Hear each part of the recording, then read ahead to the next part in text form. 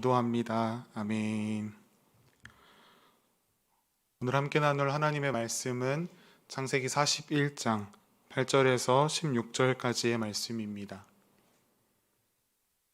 창세기 41장 8절로 16절까지의 말씀, 저와 여러분이 한 절씩 교독하여 읽도록 하겠습니다. 제가 먼저 읽겠습니다. 아침에 그의 마음이 번민하여 사람을 보내어 애굽의 점술가와 현인들을 모두 불러 그들에게 그의 꿈을 말하였으나 그것을 바로에게 해석하는 자가 없었더라. 수 맡은 관원장이 바로에게 말하여 이르되 내가 오늘 내 죄를 기억하나이다. 바로께서 종들에게 노하사 나와 떡 굽는 관원장을 친위 대장의 집에 가두셨을 때에 나와 그가 하룻밤에 꿈을 꾼즉 각기 뜻이 있는 꿈이라. 그곳에 친위 대장의 종된 히브리 청년이 우리와 함께 있기로 우리가 그에게 말하매 그가 우리의 꿈을 풀되 그 꿈대로 각 사람에게 해석하더니 그 해석한 대로 되어 나는 복직되고 그는 매달렸나이다. 이에 바로가 사람을 보내어 요셉을 부르매 그들이 급히 그를 옥에서 내놓은지라. 요셉이 곧 수염을 깎고 그의 옷을 갈아입고 바로에게 들어가니 바로가 요셉에게 이르되 내가 한 꿈을 꾸었으나 그것을 해석하는 자가 없더니 들은즉 너는 꿈을 들으면 능히 푼다 하더라. 요셉이 바로에게 대답하여 이르되 내가 아니라 하나님께서 바로에게 편안한 대답을 하시리이다. 아멘. 내 평생에 의지할 만한 분이라는 제목으로 말씀을 나누겠습니다. 한 주간 평안하셨습니까? 남들은 할로윈 파티라고 세상의 즐거움에 참여하고 있는 이 시간에 하나님을 예배하는 여러분을 환영하고 사랑하고 축복합니다. 오늘 이 시간도 우리가 말씀 듣고 기도할 때에 우리의 삶 속에서 여전히 일하고 계시는 하나님을 만나는 귀한 시간 되기를 소망합니다. 우리가 큐티를 통해 매일 창세기서를 묵상하고 있습니다. 요셉의 이야기를 우리가 계속해서 살펴보고 있습니다. 요셉은 아버지의 사랑을 참 많이 받았습니다. 아버지가 가장 사랑하는 아내 라헬을 통해 얻어진 첫 아들이기 때문입니다. 그래서 요셉은 형들의 미움과 질투를 굉장히 많이 받았습니다. 또한 요셉이 자신의 꿈을 이야기하는 사건으로 말미암아 형들의 미움과 질투는 더욱 거세졌습니다. 그래서 결국 어떻게 되었습니까? 애굽의 노예로 팔려가게 되었습니다. 요셉은 애굽 왕의 친위 대장인 보디발의 집으로 가게 됩니다. 보디발은 하나님이 함께 하시는 요셉을 발견하였습니다. 그래서 요셉을 가정 총무로 삼았고 하나님께서는 요셉을 통해 보디발의 집에 복을 내리셨습니다. 애굽의 노예로 팔려갔지만 아직 그 꿈에 대한 희망이 남아있다라는 그 이야기들이 전개됩니다. 그러나 그것이 얼마 가지 않아 보디발의 아내의 거짓말로 인해서 요셉은 누명을 쓰고 감옥에 갇히게 되었습니다. 그곳은 왕의 제수들, 즉 나라의 일을 하는 공직자들이 모여있는 그런 감옥이었습니다. 하나님께서는 요셉이 그런 감옥에 갇혔을 때에도 함께 하셨습니다. 간수장에게 은혜를 입게 하셨고 그로 말미암아 요셉은 보디발의 집에서 했던 것과 같이 감옥에서도 그 안에서 일어나는 일들을 관리하게 되었습니다. 그리고 성경은 우리가 잊을만 할 때쯤 이렇게 기록합니다. 여호와께서 요셉과 함께 하심이라. 여호와께서 그를 범사에 형통하게 하셨더라. 요셉이 처음 애굽으로 팔려갔을 때 그가 어떤 생각을 하였는지는 성경이 기록하고 있지 않습니다. 그러나 아마 많은 의문이 있지 않았을까 하는 생각이 듭니다. 분명 나에게 하나님께서 꿈으로 보여주셨는데 내가 이렇게 애굽에 잡혀가면 그 꿈은 대체 어떻게 되는 것일까? 그러다가 요셉은 또 한 가지 사건과 마주하게 됩니다. 바로 술 맡은 관원장 그리고 떡 맡은 관원장의 꿈을 해석해 주었던 사건입니다. 그들은 바로 왕에게 범죄하여 요셉과 같은 감옥에 갇혔습니다. 그런데 어느 날, 같은 날에 이 두 사람이 서로 다른 꿈을 꾸게 됩니다. 술 맡은 관원장은 이러한 꿈을 꿉니다. 3개의 가지에서 포도송이를 따서 그 즙을 짜서 바로 왕에게 바치는 꿈. 요셉이 그 꿈을 듣고 해석합니다. 새 나뭇가지는 3일.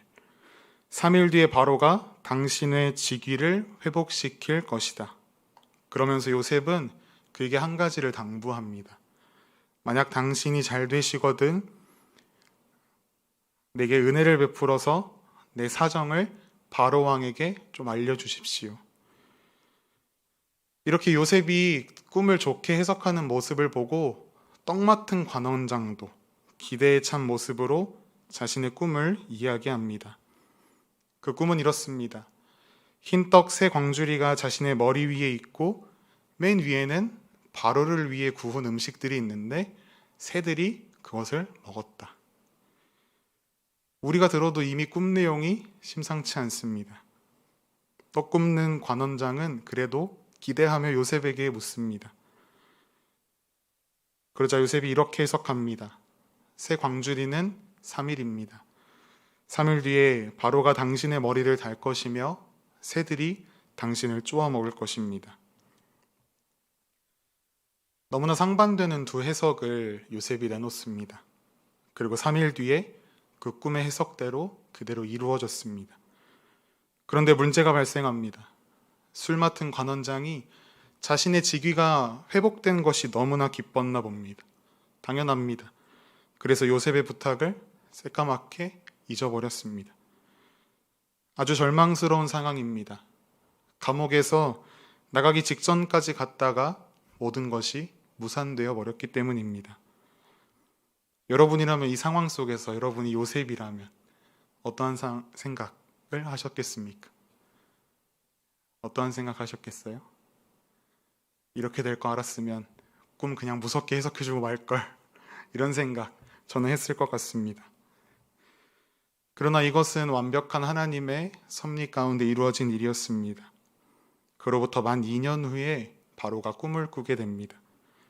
그 꿈의 내용이 무엇인지 우리가 앞을 보고 함께 천천히 읽도록 하겠습니다. 함께 읽어볼까요? 바로가 꿈을 꾸었다. 나일 강가에 서 있는데 잘생기고 살이 찐 암소 7마리가 강에서 올라와서 갈밭에서 풀을 뜯는다. 그 뒤를 이어서 흉측하고 야윈 다른 암소 7마리가 강에서 올라와서 먼저 올라온 소들과 함께 강가에 선다. 그 흉측하고 야윈 암소들이 잘생기고 살이 찐 암소들을 잡아먹는다. 바로는 잠에서 깨어났다. 그가 다시 잠들어서 또 꿈을 꾸었다. 이삭 7개가 보인다. 토실토실하고 잘 여문 이삭 7개가 나오는데 그것들은 모두 한 줄기에서 나와서 자란 것들이다. 그 뒤를 이어서 또 다른 이삭 7개가 피어나오는데 열풍이 불어서 야위고 마른 것들이다. 그 야윈 이삭이 토실토실하게 잘 여문 이삭 7개를 삼킨다. 바로가 깨어나 보니 꿈이다. 바로가 연속으로 이 2개의 꿈을 꾸게 되었습니다. 그런데 성경은 굉장히 재미있는 사실을 우리에게 알려줍니다. 오늘 본문 9절 말씀을 보시면 바로 왕이 아침에 그의 마음이 번민하여, 밤새 2개의 꿈을 꾸고 일어났는데 바로의 마음이 뒤숭숭합니다. 뭔가 싸한 느낌의 꿈이었기 때문이기도 합니다. 의지할 것이 없었던 바로는 이 하룻밤 사이에 일어난, 아니 실제로 일어난 것이 아닌 하룻밤 사이에 꾼 꿈 2개 때문에 마음이 뒤숭숭하고 두려워했습니다. 참으로 요셉과 비교가 되지 않을 수 없습니다. 요셉이 애굽에서 살아온 13년의 그 시간 동안 성경은 요셉이 근심했다, 마음이 번민하였다 라고 이야기하는 구절을 찾을 수 없습니다. 그러나 강대국의 왕으로서 세계 최고의 힘을 가지고 있었던 바로 왕. 그는 자신이 꾼 꿈 앞에서 번민하고 있습니다. 그래서 바로가 어떠한 방법을 사용했는지 아십니까? 자신의 종들을 보내서 마술사들, 점치는 사람들을 불러 모읍니다. 그리고선 밤중에 꾸었던 자신의 꿈을 막 이야기해 줍니다. 그러나 그 누구도 그 꿈을 해석해내지 못했습니다. 참 세상의 권력이 아무것도 아니라고 느껴집니다. 결국 자신을 섬기는 백성들에게 이 꿈을 해결할 방법을 구하고 있는 바로의 모습. 자신의 힘을 이용해서 어떻게 해서든지 해결하고자 하는 이 바로의 모습이 보이십니까? 그런데 이 모습이 바로에게서뿐만 아니라 우리의 삶에서도 참 많이 보이는 모습인 것 같습니다. 술 맡은 관원장이 요셉을 새카맣게 까먹었을 때 여러분이 요셉이었다면 어떻게 행동하셨겠습니까? 저라면 곧바로 감옥을 지키는 간수장에게 가서 술 맡은 관원장이 내 이야기를 해주기로 했는데 까먹은 것 같다. 가서 좀 이야기해달라. 웃으면서 이야기 안 했겠죠. 울면서 했겠죠. 아무튼 구질구질하게 온갖 난리를 피웠을 것 같습니다.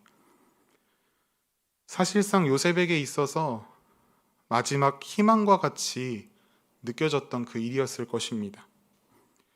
인생의 끝자락이라고 생각될 수 있는 감옥 속에서 한 줄기 빛을 발견했는데 그 희망이 너무도 허무하게 아무것도 하지 못하고 사라져 버렸기 때문입니다.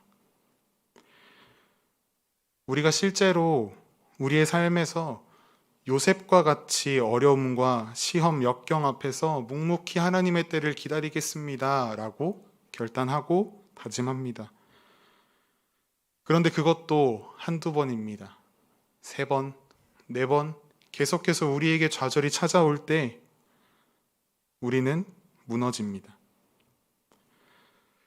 그것이 과연 진짜 믿음일까요? 첫 번째, 두 번째 때는 그래도 믿음으로 이겼어 라고 이야기할 수 있지만 그것은 어쩌면 철저한 우리의 계산이었을지 모르겠습니다. 이 정도는 2번까지는 내가 버틸만 해 라는 믿음이 아니라 우리의 생각 말입니다. 진정한 믿음이라고 한다면 술 맡은 관원장이 우리를 까먹었을지라도 우리는 넘어지지 않아야 합니다. 그런데 우리는 어떻습니까?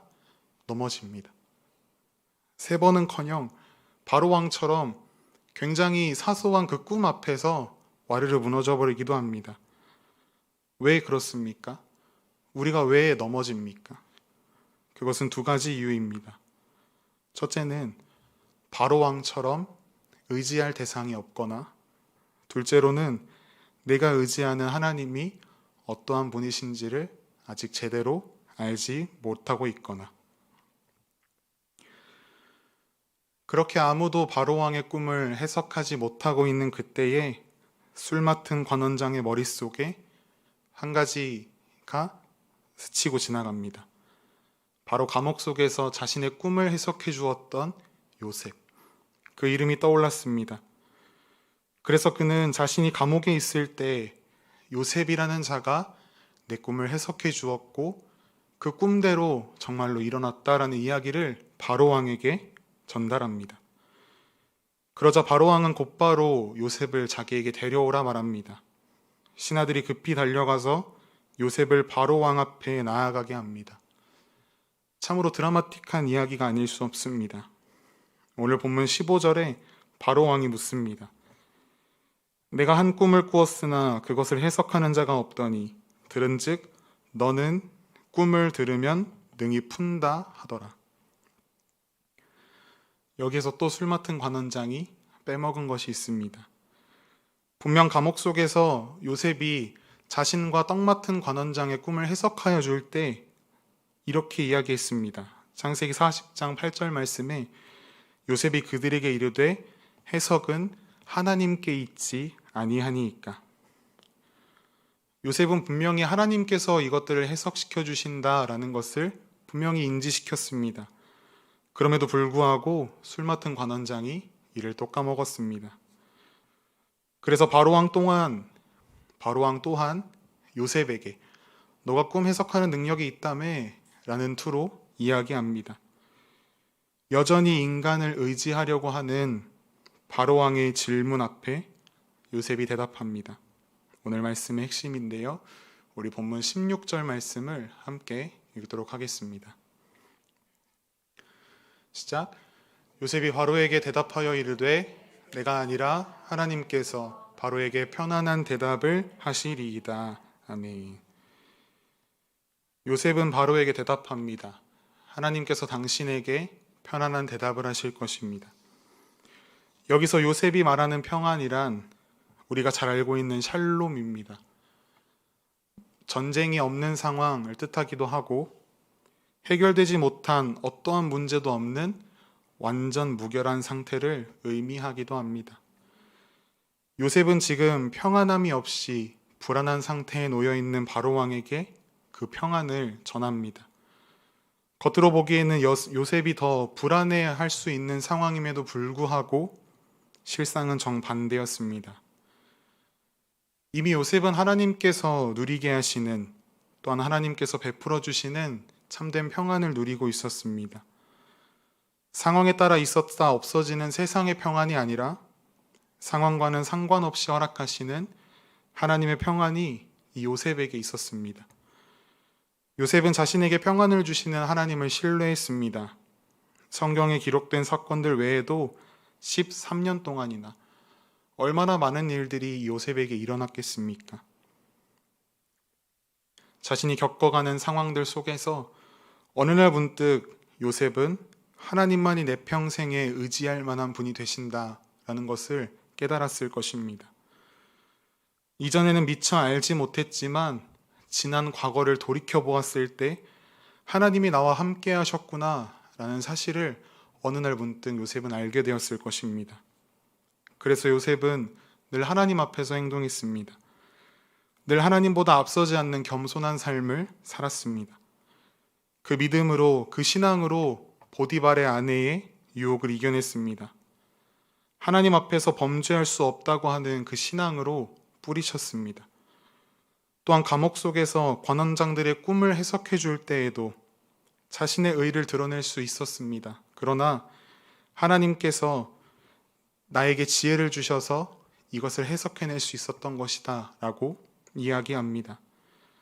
바로왕 앞에서도 자신의 능력이 아닌 오직 하나님의 능력으로 바로왕에게 평안이 임할 것이다 라고 이야기합니다. 요셉이 만약 그 하나님의 평안을 먼저 경험하지 못하고 있었다고 한다면 바로왕에게 그러한 말을 절대 할 수 없었을 것입니다.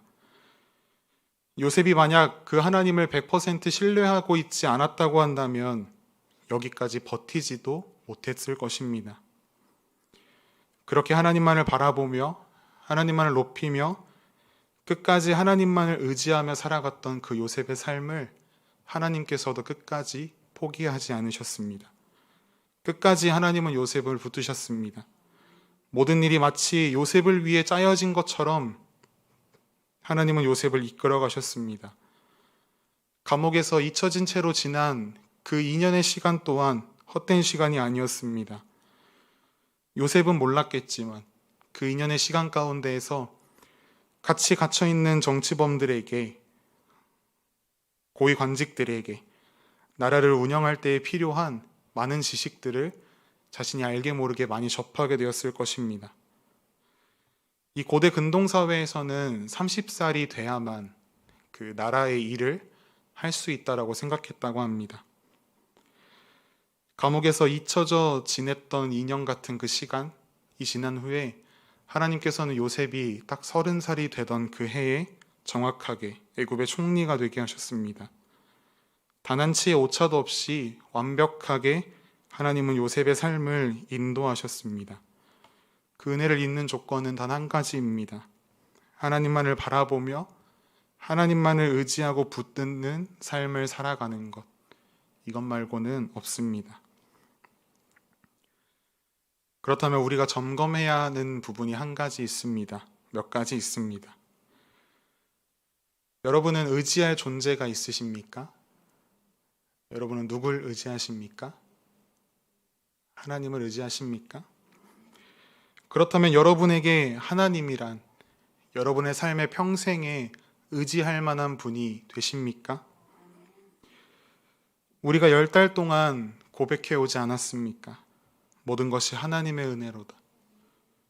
여러분은 이미 이 고백을 통해서 하나님은 우리의 삶에서 믿을 만한 분이 되신다라는 것을 고백해 오셨습니다.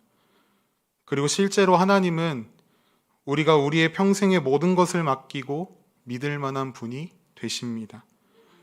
성경 66권을 살펴보면 온통 그 이야기입니다. 하나님은 우리의 평생에 믿을 만한 분이시다.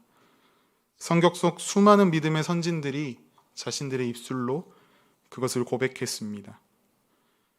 그렇다면 이제 어떠한 삶의 모습이 우리에게 나타나야겠습니까?